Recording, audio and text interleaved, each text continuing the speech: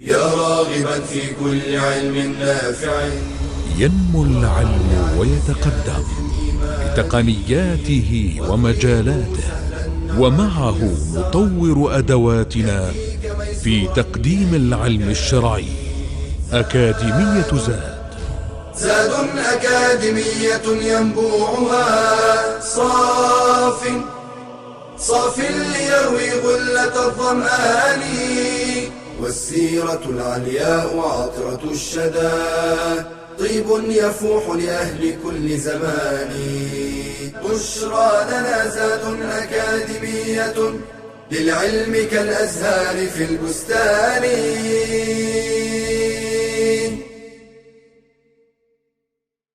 بسم الله والحمد لله والصلاة والسلام على رسول الله وآله وصحبه ومن اهتدى بهداه. أما بعد. When people revert to Islam, they become Muslims. And the best of generations that had ever walked the earth was the generation of the companions. And there's no doubt in that. Now, the companions were not infallible.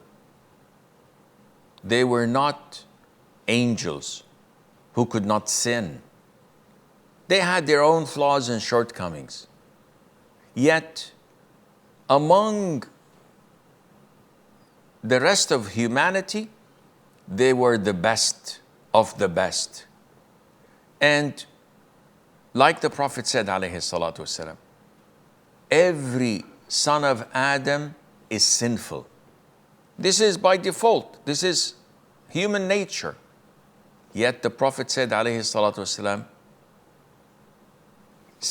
he said, but the best of these sinners, those who repent. So when you fall into sin, you just don't stay down. You rather shake it out and stand up and do whatever you can to seek Allah's forgiveness and become more stronger than you used to be. The Prophet ﷺ dealt with sinners in a way that would be our roadmap. Because the way we deal with sinners is definitely wrong. We deal with sinners as if we ourselves are without sin. So we're harsh and rude on them, thinking that they've done something that is heinous, which it is. They have done something heinous by sinning. But we shouldn't treat them as if we don't have any sins or flaws. The Prophet ﷺ, he used to show those who were sinners the gravity and the seriousness of their sin and how bad it is. Once Mother Aisha was talking to the Prophet ﷺ, and she mentioned the Prophet's other wife, Safiya. May Allah be pleased with her. Mother Safiya originally was a Jew, and she was beautiful. So Mother Aisha may felt jealous. So when talking about Safiya, she wanted to sort of look down upon her. And she said, "Oh, Prophet of Allah, it is sufficient that Safiya is this," indicating that she's short. She didn't say anything, but she just said this. The Prophet was outraged, ﷺ, was angered by that. And he said to her, "Aisha, you've said a word that was so bad, if it were to be mixed with the water of the ocean, it would have spoiled it." And this is to indicate how bad that sin was. And the Prophet ﷺ did show the people how bad the sin was, but he would never make them fall into despair, and that Allah would never forgive them, and that Allah Azza wa Jal would put them in hell for their sin. No, he would give them the glad tidings whenever he sees them remorseful. Once, the Prophet ﷺ prayed Fajr, and a man stood up. And I said, O Prophet of Allah, purify me. Implement the prescribed punishment upon me, because I have sinned. In another narration, the man explained that he met a woman and he did everything, but he did not go to third base. Everything is haram, but he did not have intercourse. The Prophet did not answer him, alayhi salatu wassalam. So they prayed Dhuhr, Asr, Maghrib, Isha, and the following day Fajr. Then the Prophet said, alayhi salatu, where is the man who asked me yesterday? So the man stood up. And the Prophet said, did you pray with us all 5 prayers? And the man said, yes, with remorse showing in his face.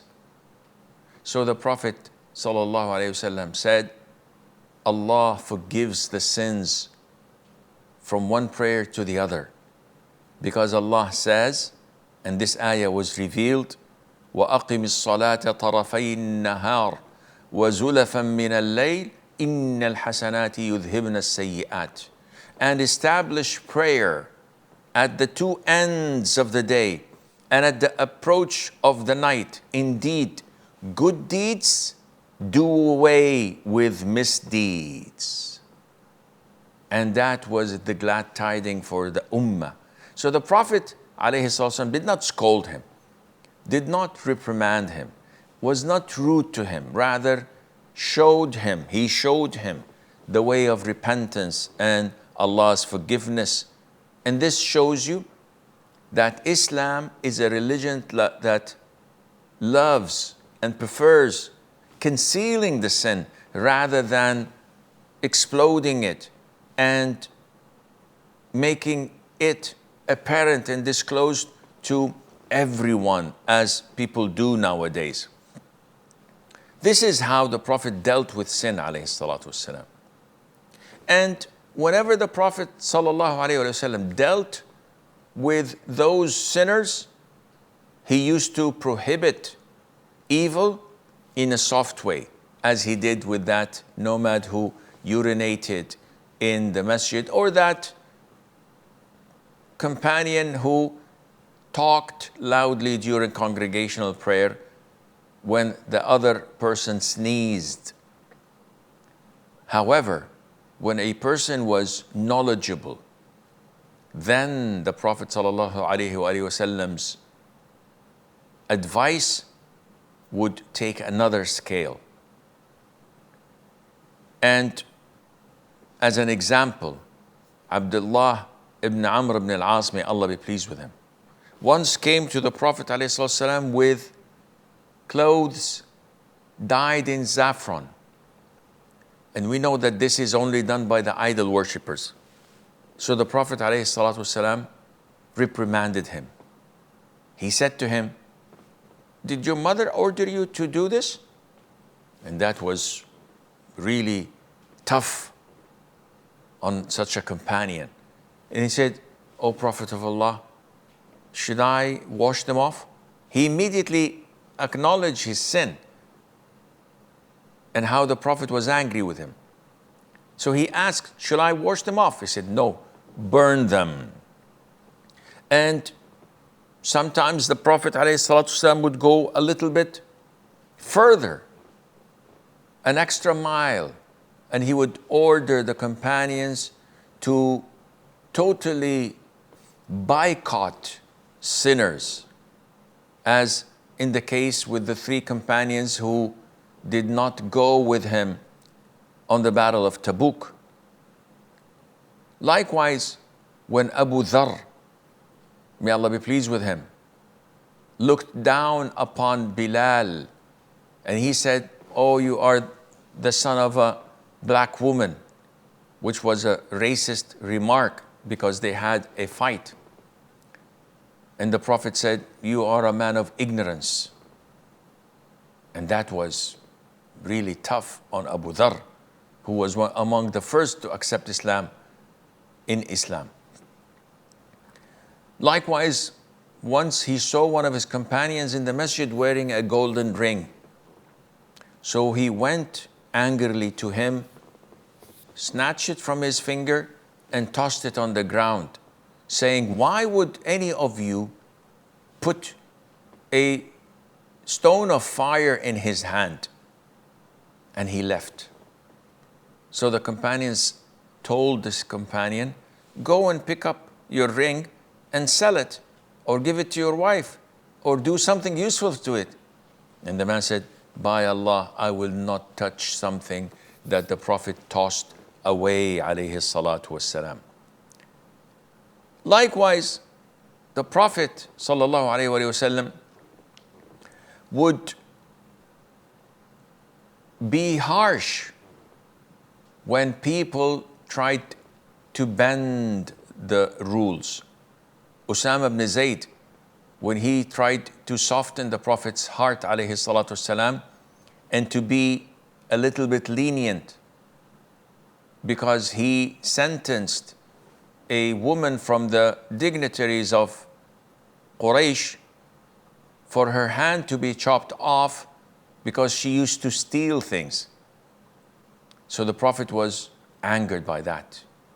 And he scolded Usama and he said, are you interceding to prevent one of the prescribed punishments of Allah from being implemented? By Allah, if Fatima were to steal, I would have chopped her hand off. If my own daughter would have stolen money, I would have chopped her hand off. And when people wanted to fall in sin out of their own ignorance, the Prophet ﷺ was easy on them. The Prophet reminded them of Allah and advised them. A young man came once in the middle of the masjid, in front of everybody, and said, "O Prophet of Allah, allow me to fornicate." So the companions were outraged and they wanted to attack the boy for being so disrespectful. So they thought. And the Prophet said, sit down, let me handle this. And he spoke with the boy, the young man. He said, do you have a mother? He said, yes. Would you like people to fornicate with your mother? He said, no, Prophet of Allah. And he said, likewise, others don't like people to fornicate with their moms. Do you have a sister? Do you have an aunt? Do you have this? Do you have that? So the Prophet kept on speaking with him with this logic until the boy realized that in order for him to engage in such a heinous act, that would not be fine with others, exactly as it would not be fine with him if someone would have done this to some of his womenfolk. Then the Prophet ﷺ put his hand on his chest and said, O Allah, forgive his sins, purify his heart, and preserve and protect his private part. After that, the boy would not look for such sins ever. And the Prophet ﷺ used to correct what was wrong. But before he did this, he made sure that it was wrong. Sometimes when we see sinful things, we jump the gun without verifying the reasons. Maybe there is an excuse for what we're seeing. Instead of blaming people and throwing false accusations left and right and center. For example, once the Prophet saw, alayhi salatu wasalam, a good quality dates. And he said, this is not ours. That's good dates. Where did you get it from? So Bilal said, O Prophet of Allah, I had 2 sa' of our bad quality dates. So I went to the market and I exchanged it with this 1 sa' of excellent quality. The Prophet said, oh, this is exactly what riba is about. This is totally prohibited, Bilal. You should have sold these 2 sa' of bad quality dates, cash the money, then you could have bought whatever you wanted from good quality dates, not by exchanging them like that. Send it back and do as I told you to do. And likewise, whatever was wrong, the Prophet used to ask to be rectified. A man comes 3 times, Assalamu alaikum, after praying 2 rak'ahs. And the Prophet says, you did not pray, go and pray again. He does it twice and 3 times, and the guy says, by Allah who sent you with the truth, I don't know anything more than what you had seen. So the Prophet teaches him, alayhi salatu wassalam. So the Prophet sallallahu alaihi wasallam was lenient to them, but he would first verify that this was sinful, then he would correct it, and he would use the right approach and tolerance to do so. And when the Prophet ﷺ prohibited evil, he would not make a scene out of it, in the sense that he would not expose individuals, because this would tarnish their reputation forever. For example, when people said to Barira, we are willing to accept Aisha buying you off and setting you free, providing that your allegiance is to us, not to her. The Prophet ﷺ went and taught the people in the masjid without naming them. And he said, no one can make such conditions that are not in the book of Allah Azza wa Jal, in the Quran. And likewise, when those, or that man, Ibn Lutbiyah, who went to collect the zakat and came back with the zakat money from different tribes in the region, and he said, this is yours, and this was gifted to me. The Prophet was outraged, because this is a clear bribe. Why would they give it to you? So he taught the Muslims that this is a bribe, and why do we employ people and they come and say that people gifted this to us? Wouldn't you have stayed in your father and mother's home and see, would they give anything to you or not? They gave it to you because of your post, of your position. And likewise, the Prophet ﷺ would have refrained from offering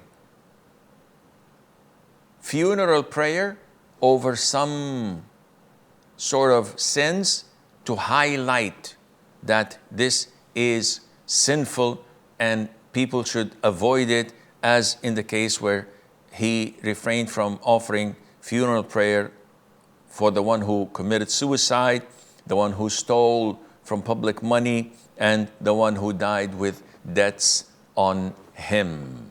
هذا والله أعلم ونسبة العلم إليه أسلم وصلى الله وسلم وبارك على عبده ورسوله نبينا محمد. يا راغبا في كل علم نافع.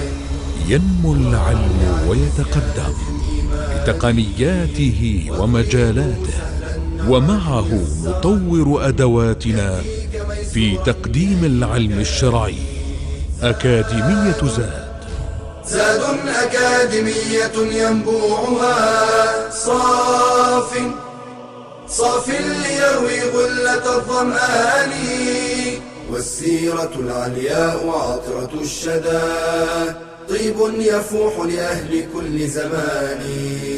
بشرى لنا زاد أكاديمية للعلم كالأزهار في البستان.